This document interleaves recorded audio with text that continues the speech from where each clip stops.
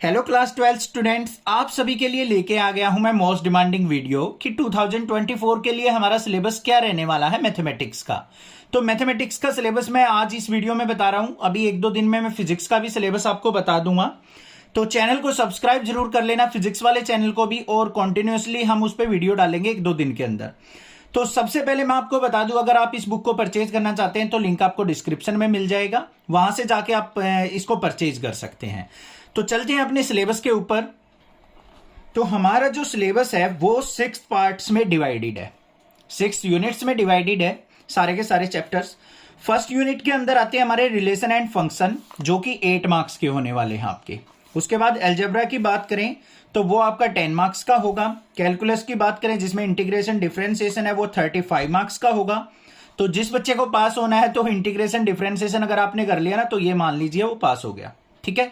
But integration differentiation इस mathematics का सबसे अच्छा पार्ट है, उस पर थोड़ा सा ज्यादा फोकस और ज्यादा मेहनत करनी पड़ती है। उसके बाद वेक्टर एंड 3D आपस में कनेक्टेड चैप्टर है, वो हमारा 14 मार्क्स का होगा। लीनियर प्रोग्रामिंग हमारा एक क्वेश्चन आएगा 5 मार्क्स का, 2 मार्क्स का और 3 मार्क्स का भी डिवाइडेड करके आ सकता है। प्रोबेबिलिटी हमारी 8 मार्क्स की होगी, तो टोटल हो गए हमारे 80 मार्क्स। इंटरनल असेसमेंट आपकी 20 मार्क्स की होगी, जो कि आपके एसएसए वगैरह जो टेस्ट होंगे, यूनिट टेस्ट वगैरह होंगे, और जो आपके प्री बोर्ड होते हैं उसमें जो मार्क्स आते हैं, या फिर आपके टीचर के साथ बिहेवियर वगैरह, जो भी क्लास के अटेंडेंस वगैरह हैं उसके आपके 20 मार्क्स होंगे। तो ऑल ओवर हमारे हो गए 100 मार्क्स। बात आ गई समझ में। अब चलते हैं अपने सिलेबस के ऊपर। सबसे पहले बात करते हैं अपने रिलेशन एंड फंक्शन चैप्टर की। रिलेशन एंड फंक्शन के अंदर हमारे पास क्या आएंगे, types of relation, reflexive, symmetric, transitive और इक्विवेलेंस रिलेशन से रिलेटेड क्वेश्चन होगा। उसका कंसेप्ट आपको अच्छे से सीखना है, नेक्स्ट क्लासेस पे अच्छे से बता रखा है। आप अभी से मेहनत स्टार्ट करेंगे तब जाके पूरी 12 तक, मतलब नवंबर तक आप पूरा कंप्लीट सिलेबस कर पाएंगे। फिर आपके पास टाइम होगा एक्स्ट्रा क्वेश्चंस करने का। अगर आप ये सोच रहे हैं कि हम मई जून में स्टार्ट करेंगे क्लास 12 का सिलेबस, तो मैं गारंटी देता हूं भाई आपसे फरवरी तक आपका सिलेबस कवर नहीं हो पाएगा। तो आज से ही स्टार्ट कर दें। उसके बाद 1 to 1 function, onto function, सारा का सारा पहले इंट्रोडक्शन देखना है चैप्टर का, फिर आपको क्वेश्चंस करने हैं, और साथ में मैं आपको गाइड कर रहा हूं मिसलेनियस एक्सरसाइज जरूर करनी है। एग्जांपल्स की वीडियो भी मैं अपने आप डाल दूंगा, चिंता मत करो आप, ठीक है। इनवर्स ट्राइगोनोमेट्रिक फंक्शन के अंदर definition, range, domain, principal value और graphs of inverse trigonometric function, ये तीनों करने हैं, सारी चीजें करनी है आपको। डेफिनेशंस भी आपको अच्छे से पता होनी चाहिए, फॉर्मूले अच्छे से करने हैं। डोमेन, रेंज क्या होती है इनवर्स ट्राइगोनोमेट्रिक फंक्शन के, ग्राफ क्या होते हैं, वो आपको अच्छे से करने हैं। नेक्स्ट मूव ऑन करते हैं अपने अलजेब्रा के ऊपर। अलजेब्रा के अंदर हमारे 2 चैप्टर आते हैं, मैट्रिक्स और डिटरमिनेंट। मैट्रिक्स और डिटरमिनेंट दोनों ही इजी चैप्टर हैं, बस थोड़ी सी आपको मेहनत करनी है। तो उसके सारे के सारे टॉपिक यहां पे दिखा रखे हैं कि मैट्रिक्स के अंदर कौन से टॉपिक होंगे और डिटरमिनेंट के अंदर हमारे कौन से टॉपिक है। तो ये आप अच्छे से देख लेना एक बार, ठीक है। ये हमारा 10 मार्क्स का होने वाला है दोनों चैप्टर। नेक्स्ट बात करते हैं कैलकुलस की। कैलकुलस के अंदर हमारे क्या है, कॉन्टिन्यूटी एंड डिफरेंशिएबिलिटी। सबसे पहला चैप्टर आता है, चैप्टर नंबर 5 कहते हैं इसको, तो वो है हमारा डिफरेंशिएशन का। ये है, यहां पे आपके टॉपिक्स दे रखे हैं कौन कौन से आपको टॉपिक करने हैं, अपने क्वेश्चंस कवर करने हैं उनके। नेक्स्ट मूव ऑन करते हैं, derivative of logarithmic function, exponential function, इस तरीके के क्वेश्चंस भी आपको इस चैप्टर के अंदर करने हैं, सेकंड ऑर्डर डेरिवेटिव भी, ठीक है। Next application of derivative, next chapter आएगा।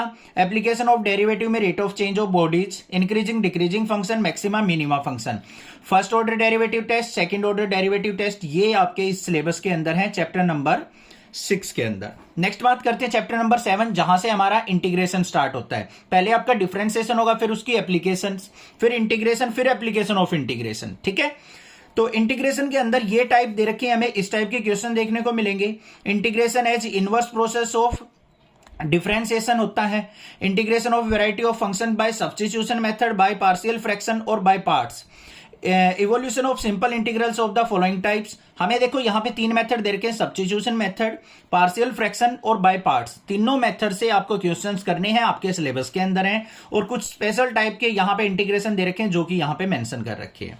Next, fundamental theorem of calculus, हमें विदाउट प्रूफ याद करनी है। विदाउट प्रूफ मतलब थ्योरम ऑफ कैलकुलस का हमें प्रूफ करने की कोई जरूरत नहीं है, बस आपको स्टैंडर्ड फॉर्म देखनी है क्या है, किस तरीके से यूज होगी। Basic properties of definite integral करनी है हमें। और नेक्स्ट बात करते हैं application of integral. Application of integral बहुत ही अच्छा चैप्टर है, बहुत ही इजी है। इसके अंदर आपको application of finding the area under the simple curves और specially lines, circles, parabola, ellipse, इन सब की स्टैंडर्ड फॉर्म और इनसे रिलेटेड आपको इनके अंदर का कर्व के अंदर का जो ग्राफ होगा, जो ग्राफ का एरिया निकालना है वो फाइंड आउट करना आना चाहिए। सबसे पहले आपको स्टैंडर्ड फॉर्म सीखनी है, ठीक है भाई। नेक्स्ट बात करते हैं डिफरेंशियल इक्वेशन। डिफरेंशियल इक्वेशन ये हमारी स्टैंडर्ड फॉर्म है। यहां पे आपका 1 और 2 मार्क्स का भी 110% क्वेश्चन देखने को मिलेगा। तो ये हमारी कुछ टाइप ऑफ इक्वेशन दे रखी है, इनको सोल्व आउट करने के लिए ऑर्डर और डिग्री क्या होता है वो आपको पता होना चाहिए। Solution of homogeneous linear equation कैसे निकलेगी, और यहाँ पे फर्स्ट ऑर्डर फर्स्ट डिग्री की ही इक्वेशन आपको सिंप्लीफाई करनी है, यहाँ पे मेंशन कर रखा है। नेक्स्ट बात करते हैं अपने नेक्स्ट यूनिट की, 4th यूनिट की, वेक्टर एंड 3D।